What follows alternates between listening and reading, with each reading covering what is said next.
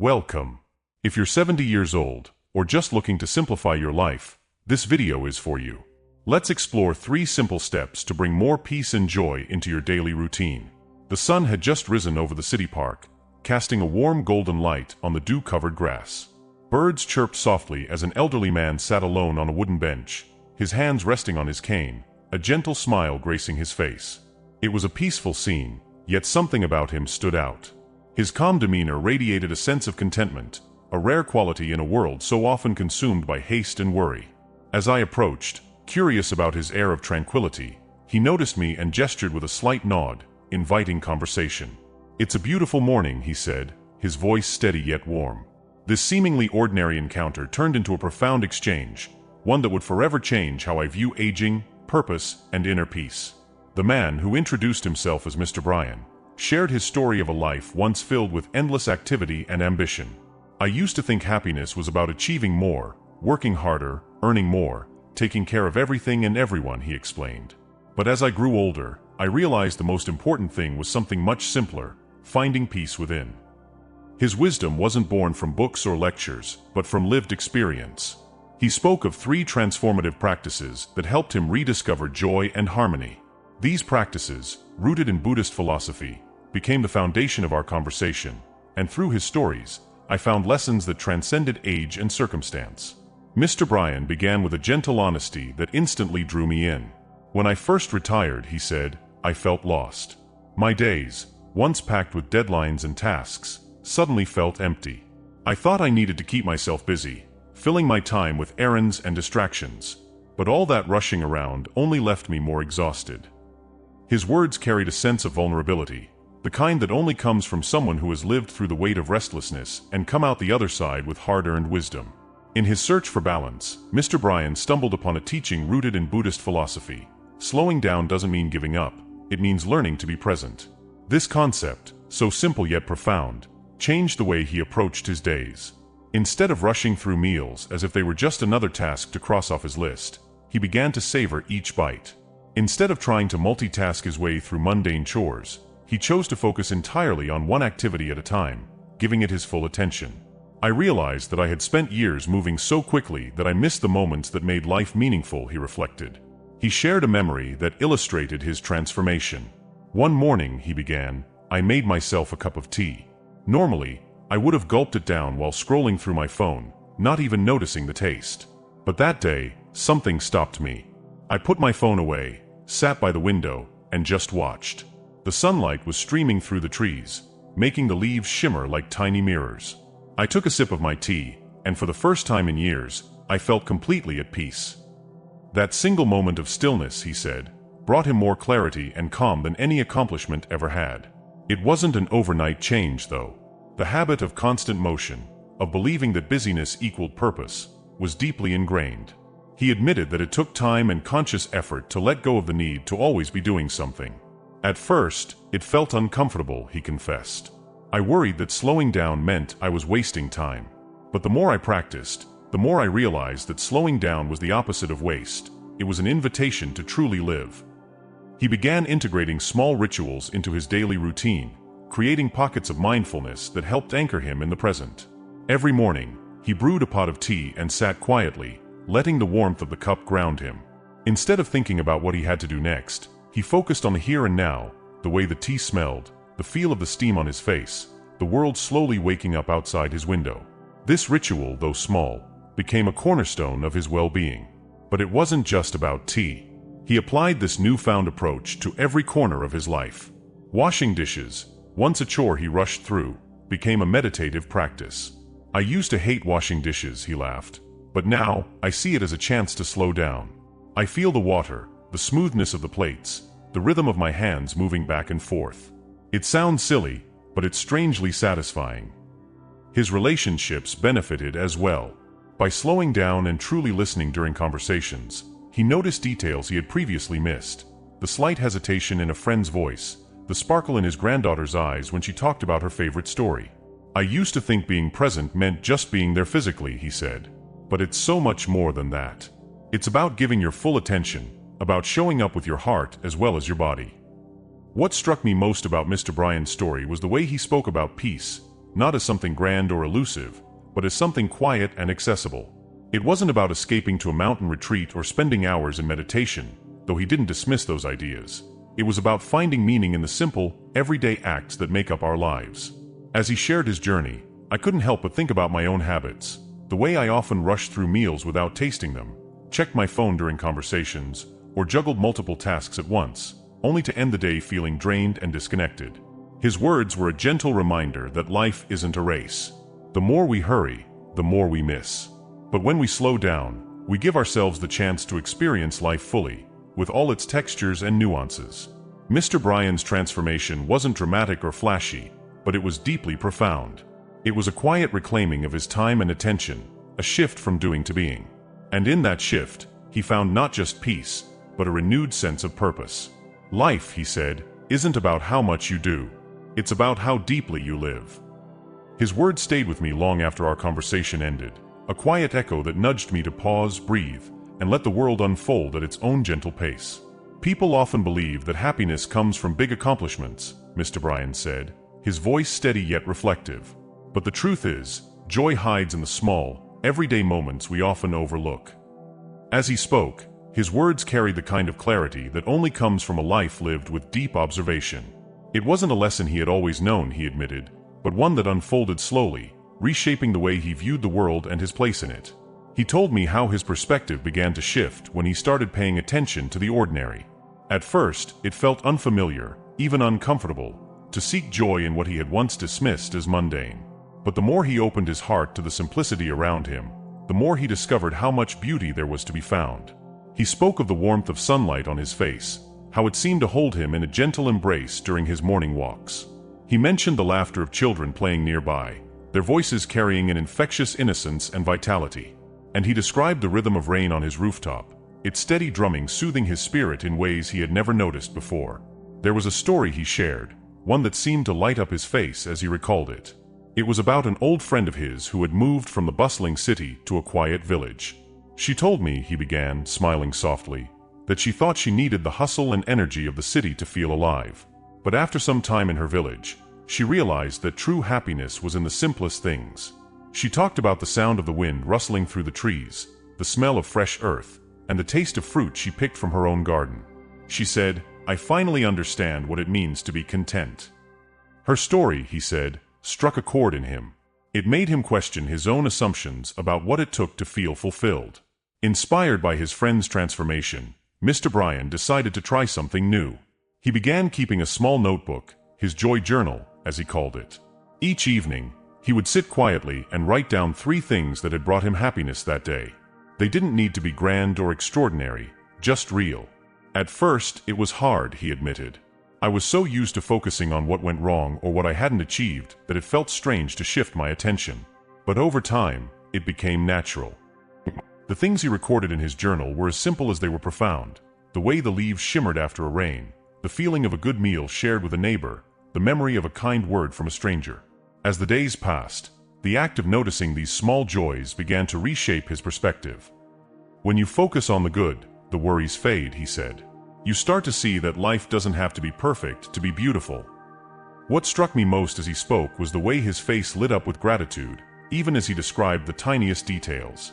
He didn't shy away from acknowledging life's imperfections, his aches and pains, the friends he had lost over the years, the uncertainty that came with aging. But he refused to let those challenges overshadow the good. It's not about ignoring the hard parts, he explained. It's about giving the good parts the attention they deserve. He went on to talk about how this practice of finding joy in simplicity had changed him. He no longer felt the pressure to chase after grand accomplishments or keep up with anyone else's idea of success. Instead, he found fulfillment in the rhythm of his own life. The mornings he spent tending to his garden, the evenings he shared tea with his daughter, even the act of watching the sky change colors as the sun set, all these became sources of happiness he hadn't known to look for before. I couldn't help but reflect on my own life as he spoke. How often had I brushed past moments of beauty because I was too busy worrying about what came next? How many times had I let a fleeting joy slip through my fingers because I was chasing something bigger, something I thought would make me happier? His words were a quiet reminder to slow down, to pay attention, and to let myself be moved by the world around me. For Mr. Bryan, The practice of seeking joy in simplicity wasn't just about feeling good. It was a way of honoring life itself. He believed that every small moment of happiness was a gift, a reminder of how much there was to be grateful for, even in the face of challenges. It's easy to think that happiness is something you have to work hard for, he said. But it's not. It's already here. You just have to notice it. As I listened, I realized that his lesson wasn't just for those in their later years. It was for anyone who had ever felt overwhelmed by the demands of life or lost in the pursuit of more. His journey showed that happiness isn't about adding things to our lives. It's about appreciating what's already there.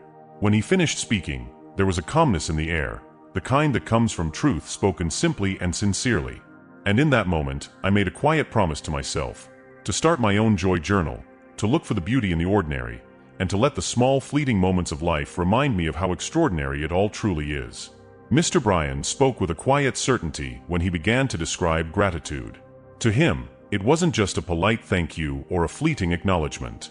It was, as he put it, the key to unlocking a peaceful heart. But this understanding didn't come easily. At first, he admitted, I couldn't see what there was to be grateful for. I've lost dear friends, my health isn't what it used to be, and time feels so fleeting. What could gratitude possibly offer in the face of that? He paused for a moment before continuing, his eyes softened by memories. But then I realized something important. Gratitude isn't about pretending that hardships don't exist. It's about looking at the life you have and recognizing the blessings that remain, even amidst the struggles. It's not about denying pain, it's about finding the light within it. He shared a story about his late wife, and as he spoke, the tenderness in his voice made it clear that her memory was still vivid, still alive within him. During her battle with illness, he said, she had an uncanny ability to find joy in the simplest of things.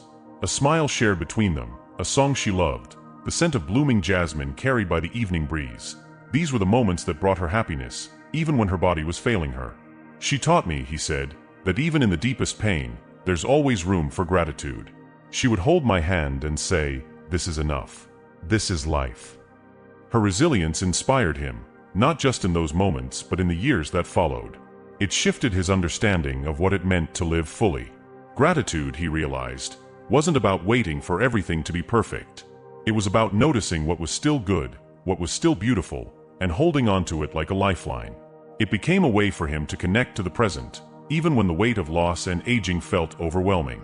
He described a habit he had developed, a nightly ritual that helped him center himself and stay grounded. Each evening, before he went to bed, he would sit quietly with a small notebook and write down 3 things he was grateful for. Sometimes they were big things, he said, like a visit from my granddaughter or a long, meaningful conversation with a friend. But most days, they were small. The way the sunlight came through the window in the afternoon, the sound of birds chirping in the trees outside, even the comfort of my favorite chair. This practice, he explained, wasn't just about cataloging moments of happiness. It was a way of training his mind to see the good in his life, even when it felt overshadowed by difficulties. At first, he admitted, it was challenging.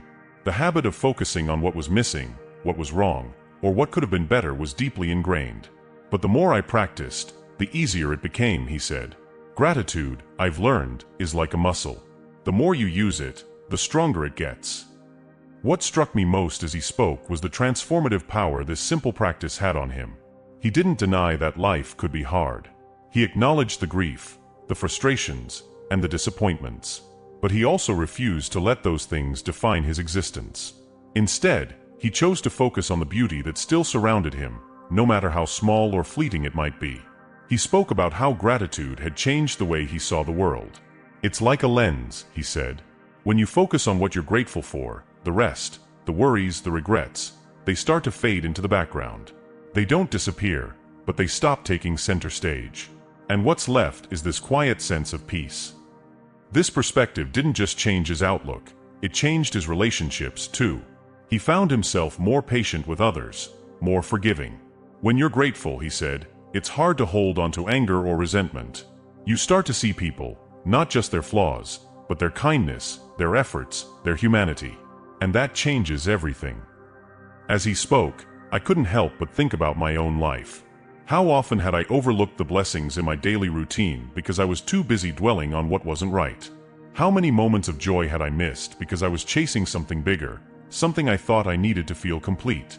His words were a gentle but powerful reminder that the life I already had, with all its imperfections, was still full of beauty if I chose to see it. Mr. Bryan's nightly ritual of gratitude wasn't just about finding peace for himself. It was about staying connected to the world, to the people he loved, and to the present moment. Gratitude, he said, is what ties us to life. It's what reminds us, even in the darkest times, that there's still good here. There's still something to hold on to. As he finished speaking, there was a quiet conviction in his voice that stayed with me long after our conversation ended. His words weren't just advice. They were an invitation to slow down, to pay attention, and to see life not as something to endure but as something to cherish. Through gratitude, he had found a way to navigate the challenges of aging and loss with grace and strength. And in doing so, he had uncovered a kind of joy that wasn't dependent on circumstances, but rooted in the simple, profound act of appreciating what is. Inspired by Mr. Bryan's wisdom, I began to incorporate his practices into my own life. At first, it was an experiment, a way to test if these seemingly simple habits could truly make a difference. I started small, slowing down during moments that would usually rush past me. Instead of scrolling through my phone as I sipped my morning coffee, I took a moment to simply enjoy the warmth of the mug in my hands and the subtle aroma rising from the cup. Instead of hurrying through meals, I sat down and truly savored each bite, noticing the flavors and textures. It felt strange at first, as though I was giving too much attention to things that didn't deserve it. But as the days passed, I began to feel the quiet magic in these pauses. I also started keeping a journal, just as Mr. Bryan had described. Each night, I would reflect on my day and write down 3 things that brought me joy. At first, the list seemed trivial, simple moments like hearing the sound of rain, catching a glimpse of the sunset, or exchanging a genuine smile with someone. But as the habit grew, something shifted. These small moments no longer felt insignificant. Instead, they became the highlights of my day, a reminder that joy often resides in the overlooked corners of our lives. One morning, as I sat quietly journaling, I had a realization that caught me off guard. I had always assumed that slowing down, finding joy in simplicity, and practicing gratitude were ideas meant for people like Mr. Bryan, those in their later years, reflecting on a life well lived. But as I wrote, it became clear that these practices weren't tied to age at all. They were for anyone, at any stage of life, who sought a deeper connection to the present moment. This revelation struck me deeply. I began to think about the years I had spent rushing through life, believing that happiness was something to be earned through accomplishments or milestones. But in the quiet stillness of my new routine, I realized that happiness wasn't something out there waiting to be found. It was already here, woven into the fabric of my daily life. All I needed to do was pay attention. The changes these practices brought were subtle but profound. I found myself smiling more often, not because everything in my life was perfect, but because I was finally noticing the good that had always been there. I worried less about the future, trusting instead in the moments of peace I was able to create in the present. The stresses that used to weigh me down didn't disappear, but they no longer held the same power over me. It was as though the simple act of slowing down and appreciating life's small gifts had created a kind of resilience within me. One of the most beautiful shifts came in my relationships. By being more present, I was able to listen more deeply, to notice the unspoken emotions behind someone's words, and to respond with greater empathy. Conversations that had once felt rushed or transactional became moments of genuine connection. It wasn't just about what I said or did, it was about how I showed up, fully and wholeheartedly. I began to understand why Mr. Bryan had spoken with such conviction about these practices. They weren't grand or complicated, but their simplicity was their power. They didn't require drastic changes or perfect conditions. They were accessible to anyone willing to embrace them. And in their quiet way, they transformed how I experienced life. Perhaps the most unexpected gift of this journey was the sense of contentment that began to grow within me. It wasn't the kind of fleeting happiness that comes from achieving a goal or receiving praise. It was deeper, steadier, rooted in the knowledge that even in the midst of challenges, there was so much to be grateful for. It reminded me of something Mr. Bryan had said: life doesn't have to be perfect to be beautiful. As the weeks turned into months, these practices became a natural part of my routine. I no longer had to remind myself to slow down or look for joy. It was as if my mind had been rewired to notice the beauty in the everyday. The sound of leaves rustling in the wind, the warmth of a friend's laughter, the way the sky shifted from blue to gold at dusk. These moments became my treasures, each one a quiet affirmation of life's richness. Through this process, I came to see that the lessons Mr. Bryan had shared weren't just tools for navigating the challenges of aging. They were universal truths, applicable to anyone seeking a more meaningful and fulfilling life. Whether you're 20, 70, or somewhere in between, the practices of mindfulness, joy, and gratitude have the power to transform how you experience the world. In embracing these practices, I found not only a greater sense of peace but also a deeper appreciation for the life I already had. It wasn't about changing my circumstances or chasing after something more. It was about realizing that what I had, right here, right now, was enough. And in that realization, I discovered a kind of freedom I hadn't known was possible. Inspired by Mr. Bryan's wisdom, I decided to explore even deeper how these practices could weave into the fabric of my daily life. It became clear to me that these small, deliberate actions were not just exercises. They were ways of reclaiming time, attention, and meaning in a world that so often pulls us in 1,000 different directions. I began to pay closer attention to how slowing down influenced the way I interacted with the world around me. It wasn't just about pausing during moments of solitude, but also about bringing that mindfulness into every interaction. When I spoke to my parents, I noticed how much more meaningful our conversations became when I was fully present. I wasn't half listening while checking my phone or thinking about what I needed to do next. Instead, I was there, hearing the nuances in their voices, feeling the love in their words. It deepened our connection in ways I hadn't anticipated. At work, I started focusing on one task at a time, resisting the urge to juggle a dozen things simultaneously. This shift brought not only a sense of calm but also surprising productivity. The quality of my work improved because my attention wasn't fragmented. And perhaps more importantly, I felt a renewed sense of satisfaction in what I was doing, even with tasks that once seemed mundane. The practice of finding joy in simplicity took on a new dimension when I started looking at my surroundings with fresh eyes. On my evening walks, I made a conscious effort to notice details. The sound of cicadas filling the air, the way streetlights reflected off puddles after a rain, the faint aroma of flowers blooming in someone's garden. These were things I had walked past countless times without a second thought, but now they felt like tiny gifts scattered along my path. One particularly memorable evening, I watched a small child chase after bubbles blown by her father. She giggled uncontrollably as the bubbles floated just out of reach, her arms flailing in delight. Her father laughed along, his joy mirroring hers. It was such a simple scene, yet it struck me with a profound clarity. Happiness doesn't require complexity. Often, it's found in moments of pure connection, free from the weight of expectations. The nightly gratitude journaling became more than a ritual. It became a source of healing. On days when life felt heavy, those moments of reflection offered solace. Even when the day had been difficult, there was always something to write down. The kindness of a friend, the feeling of a soft breeze, or the steady rhythm of my breath. I realized that gratitude wasn't just about celebrating the good. It was about finding light in the shadows. There were challenges, of course. Slowing down in a fast-paced world sometimes felt countercultural, even indulgent. I worried about falling behind or not meeting expectations. But with each passing day, I came to see that the things I gained, clarity, presence, and a deep sense of contentment, far outweighed anything I might have lost. The world continued to move at its frenetic pace, but I no longer felt compelled to keep up. Instead, I walked my own path, guided by the simple yet profound practices I had adopted. Over time, these practices began to change how I viewed success. I used to measure it in terms of achievements, milestones, and accolades.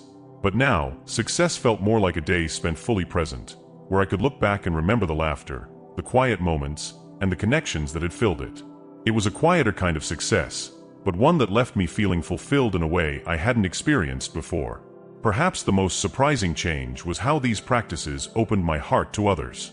By slowing down and embracing simplicity, I became more attuned to the people around me, their struggles, their joys, their humanity. I found myself offering more compassion, more patience, more understanding. It wasn't just about improving my own life. It was about creating ripples of positivity in the lives of those I encountered. One day, as I sat with my gratitude journal, reflecting on how much had changed, I wrote a single sentence that seemed to encapsulate everything I had learned. Life doesn't demand that we do more, it asks that we notice more. It was a simple truth, one that had been there all along but had taken time for me to truly see. In embracing these practices, I had come to understand that the beauty of life lies not in its grand moments but in its quiet, ordinary rhythms. The sound of laughter, the warmth of a shared meal, the stillness of the morning. These are the things that make life rich. And by slowing down, finding joy in simplicity, and practicing gratitude, I had learned how to fully receive them. The journey wasn't about changing who I was or what my life looked like. It was about changing how I showed up for it. And in that shift, I found a kind of peace that no amount of striving could ever bring. As the practices became more ingrained in my life, I realized they were leading me towards something even deeper, a renewed understanding of purpose. Slowing down, finding joy in simplicity, and cultivating gratitude were not just ways to navigate daily life. They were pathways to rediscovering what truly mattered. Each day began to feel less like a series of tasks to complete and more like a collection of opportunities to connect, with myself, with others, and with the world around me. One evening, as I sat quietly with my journal, I reflected on how much I had changed. The act of writing down 3 things I was grateful for each night had become a mirror, showing me not just the beauty of my days but also the growth within me. I noticed how I now lingered over moments that I used to rush through, how I let conversations stretch a little longer, how I smiled more readily, how I took the time to really listen. Life felt fuller, not because it was busier, but because I was more present for it. There was a moment that stayed with me, one that seemed to capture everything I had learned. I was walking through a crowded market, the kind of place that used to overwhelm me with its noise and chaos. But this time, I felt calm. I stopped to admire the vibrant colors of the fruit stands, the laughter of children darting through the crowd, the rhythmic clatter of a vendor chopping vegetables. Each sound, each sight, felt alive, as if the market itself was breathing. I wasn't in a hurry to get somewhere or do something. I was simply there, taking it all in. And in that moment, I felt deeply at peace. The more I embraced these practices, the more I noticed how they rippled outward, influencing not just my internal state but also my relationships. Slowing down allowed me to be more present with the people I cared about. I found myself listening with greater empathy, not just hearing their words but feeling the emotions behind them. Gratitude, too, transformed my interactions. Instead of focusing on what I thought others could do better, I began to appreciate their efforts, their kindness, their unique ways of showing love. It deepened my connections in ways I hadn't expected, fostering a sense of warmth and understanding that felt profoundly healing. As I reflected on this journey, one thought kept returning to me. These practices weren't just tools for living, they were expressions of love. Love for the life I was given, for the people who shared it with me, and for the world that surrounded me. They taught me to see the extraordinary in the ordinary, to find beauty in the imperfections, and to treasure the fleeting moments that made each day unique. Perhaps the most profound change was the way I began to view challenges. Life, of course, continued to present its difficulties, unexpected setbacks, moments of doubt, and the inevitable heartaches that come with being human. But the practices gave me a new lens through which to see them. Gratitude reminded me that even in the midst of hardship, there are always things to be thankful for. Slowing down allowed me to face challenges with clarity and patience, rather than reacting out of fear or frustration. And finding joy in simplicity taught me that even on the hardest days, there were moments of light to hold on to. There was one particular evening when these lessons came into sharp focus. It had been a difficult day, filled with worries and unresolved problems. As I sat with my journal, I struggled to think of anything to write. The temptation to dwell on the negatives was strong, but I forced myself to pause. I took a deep breath and closed my eyes, letting the quiet settle around me. When I opened them, I noticed the faint glow of moonlight spilling through the window, casting soft shadows on the wall. It was such a small thing, but it felt like a gift. I wrote it down, "The moonlight tonight, it's beautiful." That single acknowledgement shifted something within me. It reminded me that even in the darkest moments, there was always something to hold on to. Over time, I realized that these practices weren't about changing the circumstances of my life, but about changing the way I lived within them. They helped me find balance, even in uncertainty. They reminded me that life is not a problem to be solved, but a journey to be experienced. And in embracing that truth, I found a sense of freedom I hadn't known before. These lessons are ones I carry with me now, not as rigid rules but as gentle guides. They've taught me that happiness isn't a destination to be reached, but a way of walking through the world. They've shown me that the richness of life lies in its smallest details, the laughter of a friend, the warmth of the sun, the quiet of the night. And they've reminded me that gratitude, simplicity, and mindfulness are not just practices but acts of love, for ourselves, for others, and for the life we've been given. As I continue this journey, I know there will still be challenges and days when I fall back into old patterns. But I also know that these practices will always be there, waiting to guide me back to what truly matters. They've become a part of who I am, shaping the way I see, feel, and live. And for that, I am deeply, endlessly grateful. Have you ever watched the way the morning light filters through the trees, casting soft patterns on the ground? It's a sight so simple, so easily overlooked, yet profoundly calming when we pause to notice it. Moments like these remind me of a truth that often slips through the cracks of our busy lives. The beauty of life doesn't lie in grand events or milestones, but in the quiet, ordinary rhythms that make up our days. As I reflect on the lessons I've learned about slowing down, finding joy in simplicity, and practicing gratitude, I'm struck by how transformative these small acts have been. They've taught me to see the extraordinary in the mundane, to embrace imperfections, and to let go of the need for constant striving. Life, I've come to realize, isn't about how much we achieve, but how deeply we live. And yet, these truths aren't always easy to grasp, especially when the world around us seems to demand more, faster, better. I think back to the conversations I've had with others on this journey, people like Mr. Nguyen, whose wisdom and experiences opened my eyes to a new way of being.